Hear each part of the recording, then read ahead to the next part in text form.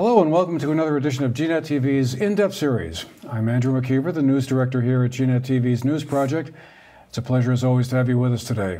It's also a pleasure to be joined here in the studio by three folks who are here to tell us a little bit about the day-long economic summit that will be taking place on May 23rd over at Mount Snow in Dover, Vermont. With us today are Sarah Lang, who is the project manager for the Southern Vermont Economy Project. That's run by the Brattleboro Development Credit Corporation. And the purpose is to help stabilize, improve, and expand the rural economic and workforce development network in Southern Vermont. Also good to have back with us today Jonathan Cooper, who is the Community and Economic Development Specialist with the Bennington County Regional Commission, and also Bill Colvin, who is the Assistant Director and Community Development Program Coordinator with the Bennington County Regional Commission and is also the Director of the Bennington County Industrial Corporation. Folks, thanks very much for being with us today and making the time out of what I know are some very busy schedules to be with us. My pleasure. Thanks. So this summit is the third, I believe, in a series that has been held since 2017. Just to get us started, Sarah, tell us a little bit about the summit. What's going to be going on and what are some of the purposes that folks will be learning about? Sure. So like you said, this is the third annual Southern Vermont Economy Summit. It's on May 23rd, and we are hosting it at Mount Snow, which is the same location that we hosted it last year. This is sort of an ideal location because it's a two-county-wide event, and so that's sort of smack dab in the middle. And like you said, it's day long.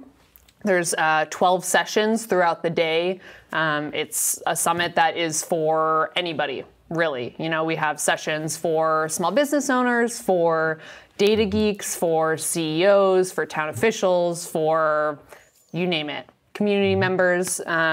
So the way we like to look at it is it's a day-long learning and networking opportunity for people to really get together around, you know, believing in and caring for our Southern Vermont economy's future. And tickets are still available, and folks can go to the website if they after they listen to our conversation today and they think, hey, I got to be there. SOVermontSummit.com. You got it. Yep. So we're selling it all the way up to the summit. People can buy at the door. However, we suggest buying earlier. But you know, if you decide last minute that you should be there and you want to be there, we'll sell you a ticket. So the day seems to be broken up into a series of workshops. There'll be a featured speaker. There'll be a couple of presentations.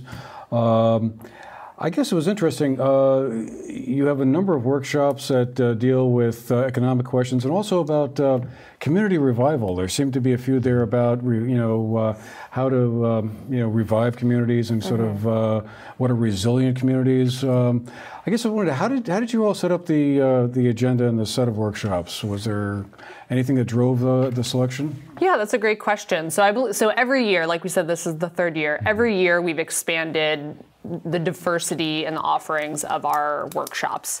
We were really intentional this year to have a great selection. So we were not only providing sessions for small business owners, but also town managers.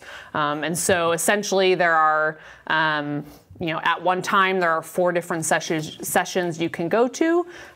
2 are more sort of business owner-oriented, workforce-oriented, and 2 are more kind of community or regional level oriented. And so, like you said, there's how to finance great projects. There's what makes resilient communities.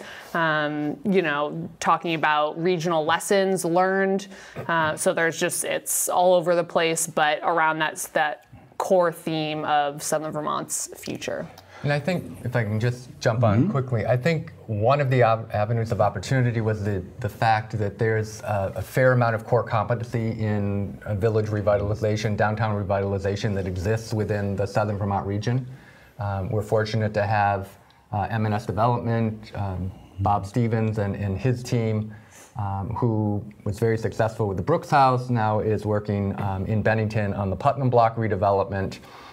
That's a complex set of revitalization and financing strategies that 2 communities, the 2 kind of anchor communities in each county have been able to rely upon. And there have been lessons there that we think translate well not only to other areas of Vermont, but to other rural communities across the country. So I think writ large, we've tried to incorporate, to the extent possible, those elements of expertise within Southern Vermont in a way to kind of showcase what really does exist here and why, in fact, it makes sense to invest in Southern Vermont as a region.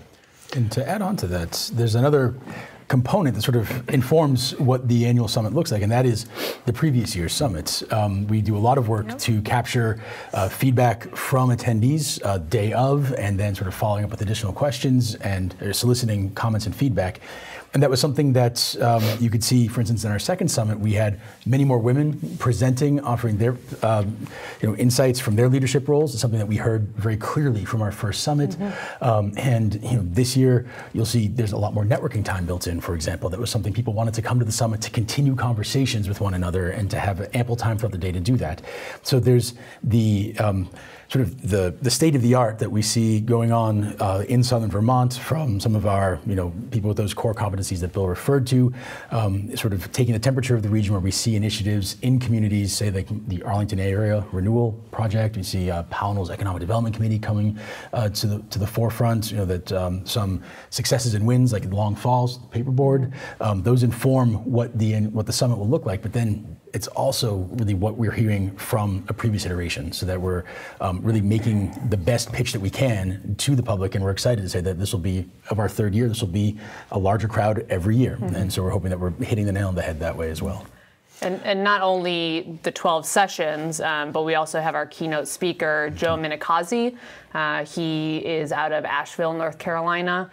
He presented a few years ago at the Downtown and Historic Preservation Conference here in Vermont, but we asked him to come back because there's some overlap in the attendees that went there that will also be at our conference, but I think he'll get a whole new crowd. And he really talks about, helps rural regions kind of re-envision how to, how smart investment can shape that sustainable community. He works really closely with land use and sort of looks at tax yield per acre. And he's a really great speaker too, which is important in these kind of topics. He's very engaging. So on top of that, we also have a couple special events that are happening throughout the day. One, we're having a connectivity breakfast. This is a follow-up to the past 2 years connectivity summits that we've hosted.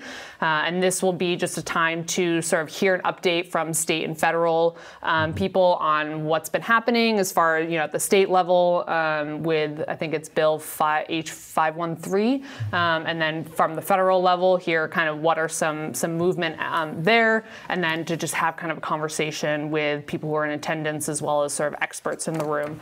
And then we're also celebrating our emerging leaders of Southern Vermont. We asked people in the community to nominate young professionals that are really sort of rising to the top as participating not only in their work, but out in the community as well. So we'll be celebrating that. And then last but definitely not least is our celebration of the 2019 Southern Vermont Zone SEDS and the SEDS projects. SEDS project submissions. So these are interspersed throughout the schedule, but it's, I think a great mix of all things Southern Vermont. So the SEDS thing is short for Comprehensive Economic Development Strategy? You got it. It's easier to say SEDS. That's what we say. Well done. Tell us a little bit about that. I know a lot of viewers have probably heard that expression and kind of maybe have an understanding of what it is, but I wonder if you all could walk us through that a little bit, and at least in terms of where it stands at the moment. That's a multi-year project that you've been working on, I think, roughly since, 2015, 16 or so? Shaking his head. Well, not quite. Yeah, it depends on how you define the project, I think. So if you look at the interrelationship among Bennington and Windham County and that relationship and building on that, then yeah, that goes back to 2015, and the 2016 legislature actually created the Southern Vermont Economic Development Zone, which formally defined Bennington and Windham County as an economic development zone, which gave us, some legitimacy to the, partnering work that we'd already been doing between the two counties. So if you look at that as kind of the genesis of the Southern Vermont SEDS, then, I think that's a reasonable date. the actual SEDS process itself, which was funded in part by a planning grant from the U.S. Economic Development Administration, started roughly a year ago.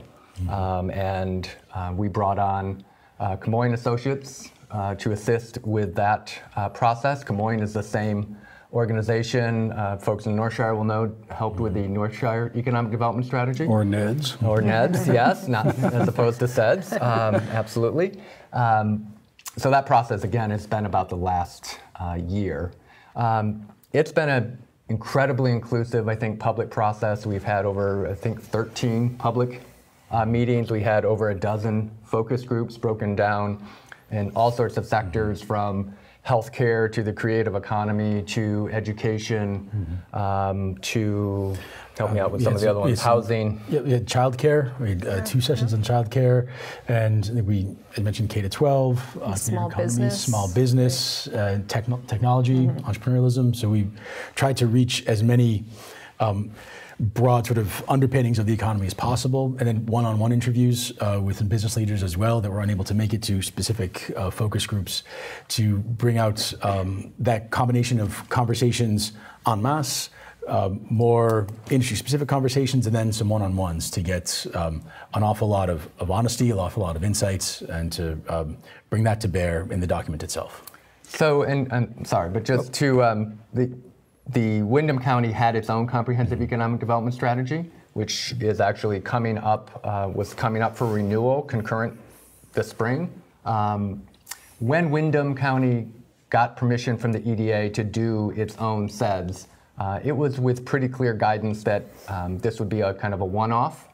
It was a much smaller region than is typical for a comprehensive economic development strategy, but given the work that had been done around the closure, impending closure at that time of Vermont Yankee, the amount of enthusiasm there was at the regional level for doing economic development planning, and the necessity for same, EDA saw a good rationale for allowing Windham to develop its own SEDS. But it was clear from the outset, next go round for a renewal, we'd like a larger region.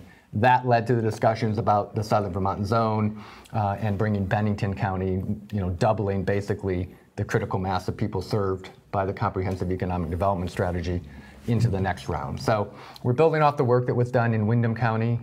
We had some catching up to do on the Bennington County side. That was pretty clear in the legislation and the recognition of the zone.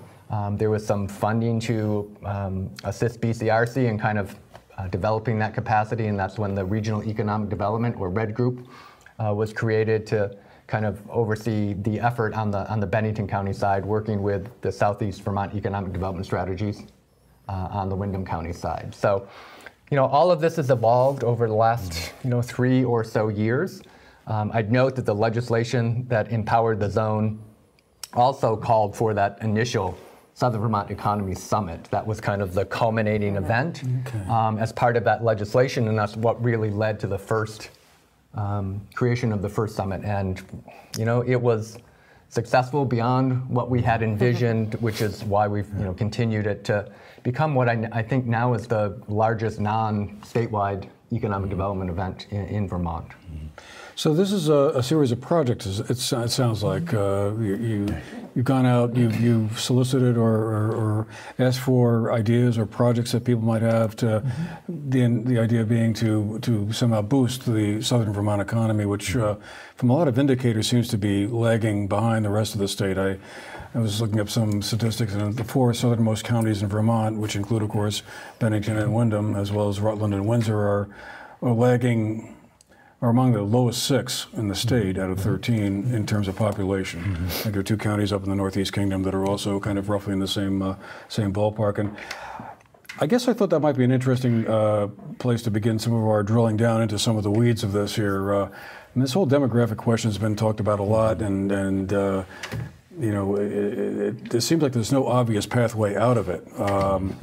And I guess I just wondered, I'm assuming that at some point or another during the summit meeting on the 23rd, this will be a question that folks will try to confront. I mean, what happens should we not turn this around? I mean, if populations remain stagnant and, gets older by average, I mean, why is that a crisis or a problem? I think one of the, there's two ways we can look at this. I think one of the important ones, first and foremost, is that in an area that already has an older median age, if that population goes down, then we're not just looking at a reduction in workforce due to aging out in retirements. We're looking at an inability to keep up with demand and for our employers. So there's obviously a lot of reduced capacity in that respect. The second one is that a lot of our an important part of Southern Vermont municipalities and communities' identities are their schools. And as we look at some of our larger high schools in the region down to some of our smaller sort of one-room schoolhouses, we're in a part of the state that supports both of those. They're built to house a certain number of children, and where it begins to feel a little bit empty, where there's extra classrooms, the burden of maintaining spaces that are not being used ends up being an additional drain on a community. This is something that's, the idea of a town without children or schools that are really only filled halfway to capacity is one that draws a lot of sort of the lifeblood and vitality out of the community. But at the same time, when our employers are looking everywhere they can to bring in employees, there ends up being a supply and demand issue that means that they'll have to pay more money or look at more overtime, thus driving down, putting a lot of squeezes on their margins. So we sort of see this as is not the road that we want to go down. It's also the case that we heard it articulated yesterday that sometimes this place can be a place where it's hard to bring people in and it's hard to let people go. And something that I think the last time we spoke back in January, one of our colleagues then, Natalie, was describing, that there's a sort of the kind of a desire in some members of the community to grip and hold on tight to the younger employees and members of the workforce and community members. So it's natural in any region, in any municipality, anywhere, to have people coming and going. That's a standard part of things, but it seems like we are going to need to we have work cut out for us in finding the sort of rural competitive advantage that resonates with people to bring them to the area and to ensure that the civic infrastructure and elements that we support with our tax dollars are being supported by additional tax revenues and being utilized to their fullest. And I think that's one of the interesting aspects that evolved out of the SEDS process. It's on its face and in name, it's an economic development strategy. And I think we realized pretty quickly into this process that it's impossible to separate out the things that are traditionally defined as economic development from the importance of the things that are more commonly defined as community development. So by way of example, I think you'll see throughout the strategy, you'll see the importance of things and the need to bolster infrastructure around childcare, transportation, public education, and those things that really support an economy and allow people to not only live in a region but to become kind of functioning, contributing employers, citizen members, and the like in the region. So it's impossible to kind of separate those elements. And affordable housing is probably another one Housing, in that mix too. I know that's been another subject under great discussion for a long time, but I keep on thinking, well, what's the way out of this box? I mean, is there a path that sort of is there? It's just a question of marshaling all the forces in one direction to walk down that path. Well, so I'll take the initial stab, and I think if you go back all the way to the original Southern Vermont Economic Development Zone report, the lead sentence in the report is Southern Vermont needs more people. I think we need to figure out a series of effective strategies that functionally repopulate Southern Vermont. And I'm sure there are people who will be viewing this who are like, nope, that's not the direction. That's not what we expect here. That's not why I remain in Vermont or why I came to Vermont. That's not my expectation. But as Jonathan points out, the fact that the state's population peaked in roughly 1970 and has been stagnant to slightly down since, and in this much more dire in the southernmost counties. That's just not sustainable. So you mentioned in the economy about sustainable and resilient communities. I think a key element of that is having people who actually live in those communities. And we know that for an extended period of time, we have had, more people have passed in our region than have been born, and that's a relatively long-standing trend in the region, with certainly as our population gets older, no short-term signs that that's about to turn out. So we need to, I don't know that there's one effective strategy to do that. There are things that we're working on to attract workforce, and certainly Jonathan can talk about the Southern Vermont Marketing Recruitment Program, which was another key recommendation of the Southern Vermont Zone Report. But personally speaking, I think at some point we need to really swing for the fences and come out with some pretty bold strategy to bring more people to Southern Vermont. And I will note that, when we say bring more people to Southern Vermont, we're not talking like, the population of a large metropolitan area. We are looking for numbers that complement our rural nature. And, to people who might be thinking, that's not for me, I don't want more people, because they like the way their community is now. But if we don't get more people, their community is not going to stay the way it is. And so it's sort of bringing it back up to that level, not, passing that. And so I think that's a really important point is, with bringing more people, we're not trying to drastically change how communities are here, because that is clearly one of the most special things about Southern Vermont, but it's about not losing them. And I think that's, sort of my argument when people say, oh no, we don't need any more people. It's like, actually, you do. You do. The local volunteer fire department sure does. Yeah. And that's been a really interesting thing to see. For instance, here, working with through the School and Workforce Partnership and BCIC's Workforce and Education Committee, the Career Month that is really where a lot of our efforts go in April, has really been focusing on building bridges, and connecting with students in our high schools, in our middle schools, to begin presenting, through some days of interacting with professionals or informational interviews, the professional opportunities in remaining in the area. Something where we have probably maybe one of our greatest inequalities is in the number of, you might say, woodchucks who stay and woodchucks who go abroad or who leave the area. And so one of the easiest ways to grow population, or one of the most effective ways, is to not remove people, or is to help retain them as they proceed through their educational years and enter into the workforce. Some connections with employers are and continue to be enormously helpful.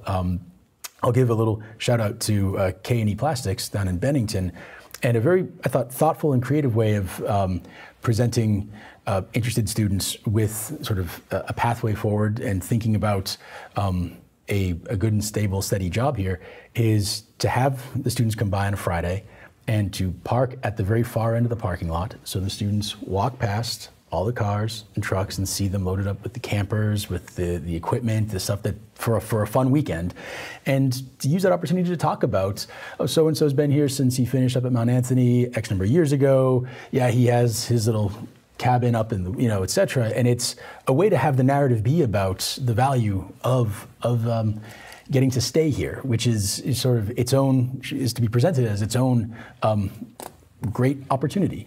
So it's those sorts of partnerships are what help us begin to have those conversations, to reach into, from working with and discussing things with students, to begin working with and discussing things with families, so that they also feel similarly good about that opportunity and those opportunities to remain and to prosper. So that's while it's and that dovetails nicely with some of the initiatives that the state has rolled out, like to say with Stay to Stay, where we have partnerships with our chambers of commerce. Matt Harrington has done a great deal of work. Matt actually was just on vacation down in, was it Palm Springs? Fort Myers. Fort Myers, and he had the time to stop in with a family that had come, a couple that had come up from the Stay to Stay. They were living in Florida and wanted to relocate up there, up here, I should say. And it was just the sort of, having people that are able to have these conversations, whether they're working with students in schools and families here, or individuals who are farther afield who are considering an opportunity to come to the area. It's a good way to make sure that we're reaching all the segments, those that we currently have and those who are evaluating it, which is a really useful thing. I will note at the summit, we do have 2 sessions that focus on workforce issues and solutions. One is sort of the, workforce now, those employers that are, have open positions currently, and sort of what are some of the solutions, what are some of the successes that have been happening not only around the region, but maybe even from outside the region. And then also looking at, our future ready workforce, when that generation ages out of the workplace, what are employers doing to bring in sort of the next round of people? And so that's, one of the ways the summit is helping carry that conversation through, is addressing those issues with solutions. Yeah, not just talking about the problems. Right. Talking about some of the solutions. We've done as well. enough of that. Yeah. We've done enough of that. And I think we're fortunate in the region that we have employers who are being creative and who are, really trying to address their own future needs, which, has ancillary benefits for the region. In the northern part of the county, I cite, Mac Molding has an incredibly robust and long-standing internship program where they bring in, high school students and college students, rising college students and college students in the summer. A number of those have resulted in long-term employment with Mac. Vermont Country Store has a similar program here in the North Shire. Jonathan mentioned K&E Plastics down in Bennington, but K&E partnered with other manufacturers in the Bennington region and a little further north, including Mac and Hale Mountain Research, NSK, to form together, working with the Career Development Center in Bennington, to put on a CNC training program, because there was a need for CNC operators. So that was employer driven, saying we see a need, we're willing to band together, and we don't see this as, hey, that's my CNC person, and I'm going to try to take it. It's about the need of generating additional capacity in the region for everybody to benefit. What do you all see as some of the opportunities there might be for business growth here in this area? I mean, this workforce question, of course, is a central one, and my sense of it is that there are a lot of employers who are just out there having a very hard time trying to find qualified workers. Let's assume that there's a couple of entrepreneurs out there who say, well, damn the torpedoes, we'll go ahead. What are some of the competitive advantages you think that Southern Vermont offers to somebody who has a business idea and wants to set up a facility, whether it's in manufacturing or a service-related business, that would make them want to come here, as opposed to, let's say, Chittenden County, which seems to be overflowing with, population growth and where a lot of the business activity in Vermont seems to be happening? I heard a consultant based out of Pownell make a very salient point, and this is just one point, but I thought it was a good one, that the location of the region is actually a real advantage. This is true in a different way, but it's equally true over in Windham County as well, where there's a lot of the important things for consultants and those with these sort of knowledge economy based positions where they travel a good bit for work, is that there's regularity and sort of something that's very bankable in terms of your time allocations, and the travel to a major airport, say in Albany, in Bradley, where have you, is well within an acceptable radius. That's wherever it seems like you need to go, it doesn't quite matter what kind of year it is or time of year it is. This is anticipated travel time, and so there's a lot of access to markets and a lot of access to infrastructure that broadens your access to markets, and that's a substantial competitive advantage.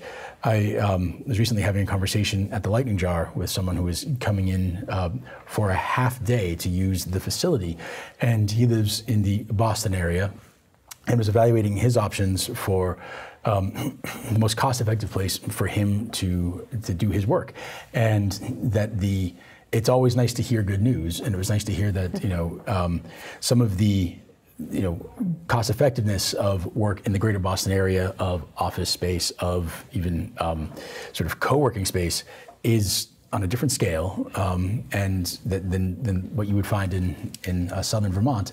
And so it seems like we're finding our advantages along the margins. It's sort of interesting in the bigger picture. The state of Connecticut has recently adopted a policy where it's putting effort and energy into connecting prospective employers considering moving to the area, not in touch with the state and its incentives, et cetera, but with other business owners in the state, that this is one of the best ways to get to know the workforce, get to know the value of locating in a given area. And as Bill just referenced, our employers do a great deal of work in shaping sort of their needs, the pipeline, and ways that they can best position themselves and one another.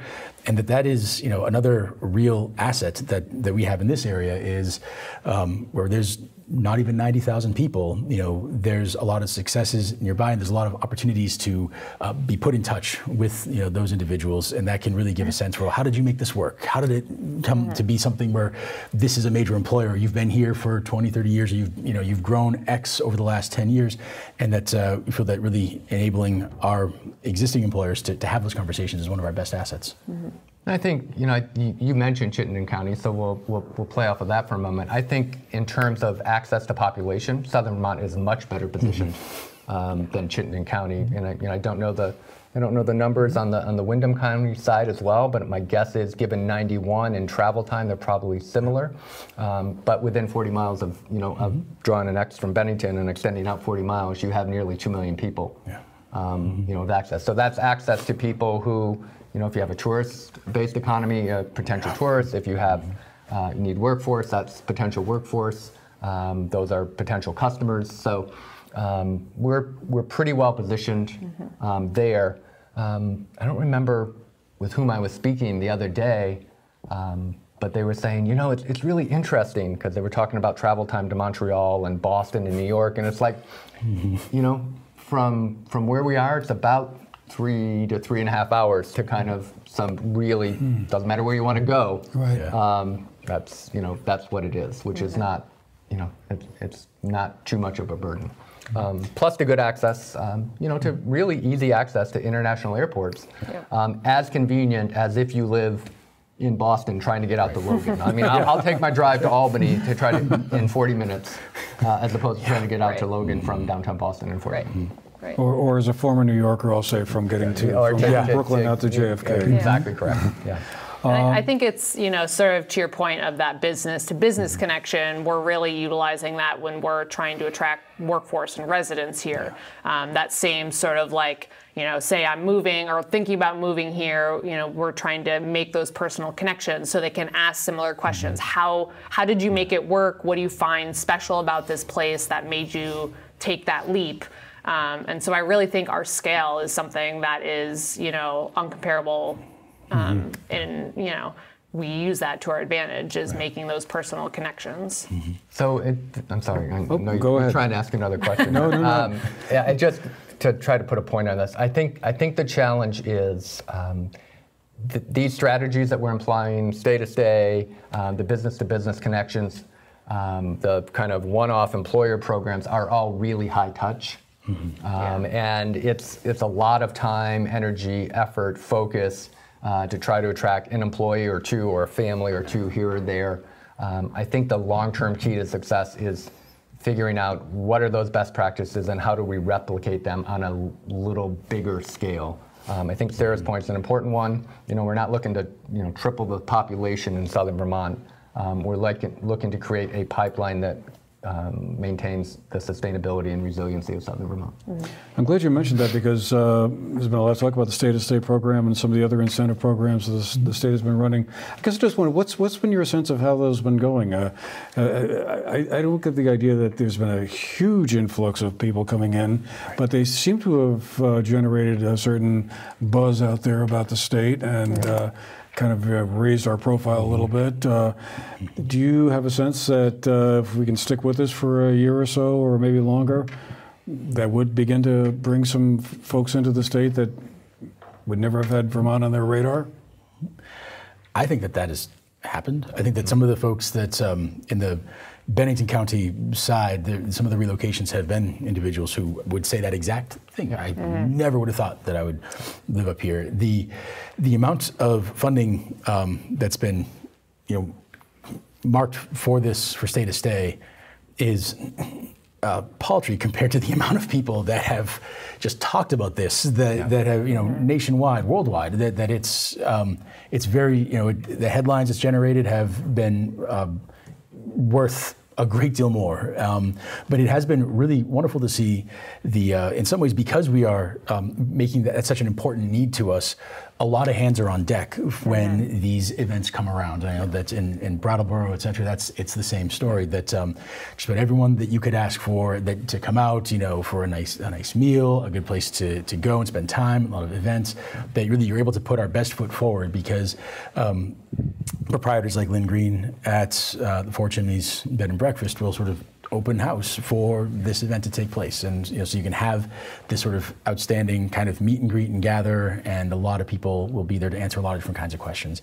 And so from Alabama to Colorado, and I mean possibly even down in Florida, and that is a very unusual. Usually it's the other way around. It's south. I mean that is I think it is the case that it has really reached all corners and with a lot of success. Yeah, I mean, I have to be honest. When the legislature passed last year the remote worker incentive, paying up to $10,000 in relocation expenses for people who may move to Vermont to work for companies outside of Vermont, and knowing our nearly daily experiences of working with businesses that say I need more workforce, so it was a little bit of a head scratcher. And then you realize for the $100,000 that was set aside for the legislature, that generated over 1 billion impressions worldwide. For that program, and the amount it was a really effective and efficient investment in resources for those 1 billion impressions. People are still talking about it. And the legislature now is looking at tweaking that, and potentially, depending on what the outcome is of this session, having some money available to assist people in relocating to work for Vermont businesses. And I think it was a trial balloon, but stay to stay, getting some national press coverage. The remote worker incentive program getting national and worldwide press conference. I mean, coverage, you could barely go anywhere without, seeing it somewhere, including in the UK and, in Asia and elsewhere, about kind of this, what's Vermont doing? So, again, these things are all kind of high touch. Jonathan mentioned kind of everybody rallying around when it's stay to stay weekend. In my mind, that just shines a light on how great the understanding is of the importance of creating the right quantity and quality of workforce in our region, and frankly, just figuring out that path to getting more people in Southern Vermont. Well, speaking of the legislature, there are a couple of issues that they're talking about up in Montpelier that I would think, anyway, would have some kind of impact on what we're all trying to do here, and I'm thinking of two in particular: the minimum wage bill and the paid family leave. On the one hand, you could make an argument that having a minimum wage scheduled to go to $15 an hour by 2024, and having a paid family leave program that would obviously be attractive to younger families, like we were talking about at the start of the show here, would be pluses when it came to trying to address some of the issues around, workforce and population and that sort of thing, housing. But of course, then there's the other side of the equation, which is that small businesses in particular are going to look at this and go, okay, so now I have a choice of basically cutting my profit margin to something substantially less than what it may be now, or laying off people. And I guess I just wondered, is there any sense among your colleagues around what is the sweet spot here in all of this, if there is one? I think we really, with the exception of Laura Sibilia, our colleague, who is also a legislator, I think we, largely kind of try to stay away from the political elements of that. I think the impacts on individual businesses would be just that. I think you may talk to half a dozen businesses and get a different take on in each case.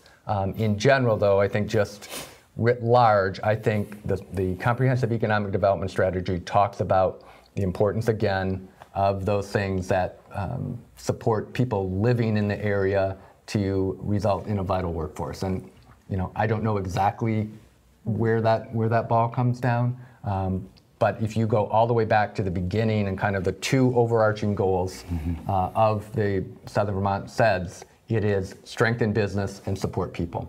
So I think the key is in finding the balance to allow strong, vital businesses and to figure out ways to support people that allow them to be productive contributors to both society and as a part of the workforce in the region. There's another point I wanted to hear from you all about. Sarah, you mentioned this connectivity breakfast, connectivity in terms of broadband and internet service. We talk about, this demographic issue and stuff like that, and Vermont is hardly unique in any of this. I mean, I think it's important that we emphasize that we're not the only one in this boat. We could go to almost every rural state in the country probably and have a group of people talking about the same kind of stuff. But how does broadband fit into this, and how important is it for us to have a really robust, broadband? It looks like we're not going to be too far down the road before we have 5G service available in certain places anyway. Is there any place in Vermont that's set up to have 5G? I know Springfield actually, oddly enough, is one area that might be well positioned to have that. I guess I just wonder, is there any sense of how important it is for us to kind of really be right there on the cutting edge of having the best possible broadband we can? So, I'll take, and I know this is an issue, and people, I think, when we hear these challenges, don't necessarily separate out all the time broadband, kind of internet access, and cell coverage, because they're different things. They're both kind of vitally important to the ongoing economy, and particularly if we're looking to attract younger demographic to come and live in the region. Those things are really important. I think we see huge kind of disparity even within the region about what's available. And I'll, cite I just brought my in-laws from San Diego back to the airport last night, and every time my father-in-law comes here from San Diego, he's like, I can't believe how much better your broadband is here than what is available to us in San Diego. Okay, that's what I never expected to hear. That is in, I live in, 2 blocks out of downtown. He's driven up and down on Route 7. No, broadband, again. Now, he's not, he also laments the fact that it's really difficult to make a phone call from Northside Drive. Okay, but in terms of broadband access, there are, I think the main areas of economy in our region are pretty well served. Could they be better? Sure, they can always be better. But those are pretty well served. In terms of, the spottiness of cell coverage, that's a challenge, I think, that is going to be difficult to solve completely, just simply given our geography and topography. That said, there's a whole lot of attention on broadband and how do we build it out, and is it the cooperative model, or what's the right model for serving the more remote reaches? My personal feeling, at the risk of offending folks, but wearing my planning hat for a moment, I think if you choose to live kind of in a more urban setting, Vermont standard urban setting, downtown Brattleboro or in and around Brattleboro or Bennington, I think there's a realistic expectation of a different type of availability of those services than if you're more interested in living in more remote portions of our region on 30 acres. Now those are the trade-offs I think people make, and that's not to suggest we don't want to try to get service to as many places as we can. There are business cases that these providers need to make.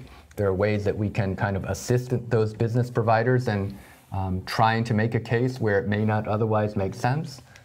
But I think expectations have to be realistic as well. Where does tourism fit into all of this? I mean, that was one of the bedrock industries of Vermont for a long time. I mean, I remember when I first came here in the early 60s, Vermont was the beckoning country. You would come here, you could go skiing, all kinds of outdoor recreational opportunities. We all like to think that those still exist and are still going very strong. But, you know, you see motels closing, you see inns closing. I guess I just wondered, you know, what are the numbers and the data telling you guys about where tourism stands? Because that used to be such a huge, and perhaps still is, an important part of certainly the Southern Vermont economy. Yeah, it is. And it's one of the interesting things. There's two sort of tracks to talk about here. One would be the sort of Airbnb model that, you know, has obviously come to Southern Vermont, where there is this not as sort of regulated, or it's a more sort of informal kind of you know, payments methods, et cetera. And that's something that our hospitality, you know, industry is really working to address, or to see it for what it is, and for how substantial a impact that may have on some of our smaller hospitality and our innkeepers. The second is that along with sort of the motel model that you discussed is not dissimilar from the transition from a broad manufacturing sector to an advanced manufacturing sector, where it's really been about the process, and the sort of the premium that can be put on the product has become more important than just the number of beds or the number of options. You know, it has been, I think it's worth pointing out that a town like Manchester has been adding a lot to its capacity, and that goes hand in hand with a well thought out strategy to become a sports tourism destination. So, you know, we have seen a lot of investment in the mountains and from ownership structures and new partners. So there's definitely, I think it's, it seems like every time we're at Mount Snow, there's a new thing being put in place. So there's a lot of belief that what can be done at a very high level is really worth doing and should be done here at a very high level. And I would sort of contrast that, sort of offer that parallel to the manufacturing sector, which has reinvented itself, certainly in our region, as a place that offers this sort of very high level of competence and a very high sort of very valuable product. And I think that sort of transition is one that we've seen going along with the hospitality sector as well. Mm-hmm. Yeah, and I think, to Jonathan's point, huge new and ongoing investment at Mount Snow, upcoming new investment at Stratton. So I think the kind of the larger kind of anchor tourism institutions in our region are continuing to go from, Bromley, Johnny Seesaw's, the new hotels in Manchester. And I would just briefly put it in a plug for kind of the value of this planning process. A lot of people think, here's another plan, what's gonna come out of it? But that strategy that Jonathan just mentioned in Manchester about becoming kind of this hub for sports tournaments, leveraging what was soon to be seen as at that point new beds to be created in the town, was really something that kind of emanated from and discussed and was ruminated about and really evolved from the North Shire Economic Development Strategy, or the NEDS. I mean, that was one of the recommendations in the NEDS, was for Manchester to pursue that, create the appropriate infrastructure. The fields were created right after that, and Manchester has seen some really good early success with that strategy. So just a kind of self-congratulatory plug for the planning process and the importance of it, in economic development. I was just wondering, Sarah, over on the Windham County side of things, as was mentioned earlier in our discussion today, the closure of Vermont Yankee was a huge hit for Windham County, 800 or so jobs, direct employees of that facility. And I think that was one of the spurs, as Bill mentioned, to developing the SEDS. Yep. Has the fallout from that been fully contained now, and those that basically been absorbed by the overall economy over on the other side of the mountain? Yeah, I mean, I think it's a long-term process, and unfortunately, the thing about economic development in general is that it's a long-term, you don't do something today and see the results tomorrow. So I think we've been seeing and will continue to see sort of the filling in of those, or of those lost jobs. But we're not ultimately going to see the, maybe bringing it up to that level we were at. It just takes a long time. And I think that's one of the difficulties about working in this field and communicating that to the public is, we as humans, I think, want that, instant gratification. And it's difficult to say, oh, but if we do this today, you'll see the benefits 10 years from now. Just hold on, Okay. But I think, it's a daily, it's daily work, but it's getting done. And I think we're, well on our way to righting the ship, if you will. So just getting back real quick before we have to run here to the conference and the SEDS project. There are going to be a number of projects that are going to be discussed and unveiled and talked about. What are the next steps for these? Are they going to be like sort of approved for something, or is there going to be money made available to the successful projects? What will be the follow-up to all of that? So I will note there were 73 projects submitted this year, which is amazing. Sounds pretty good. And they're all, relevant to the document that we've, worked at putting together. And essentially what we do is take those projects, and they were reviewed by sort of a separate project review committee. And they ranked all of those projects and chose vital projects, which essentially help advance our objectives and goals that are outlined in that SEDS document. And those specific vital projects will be announced at this SEDS celebration at the summit.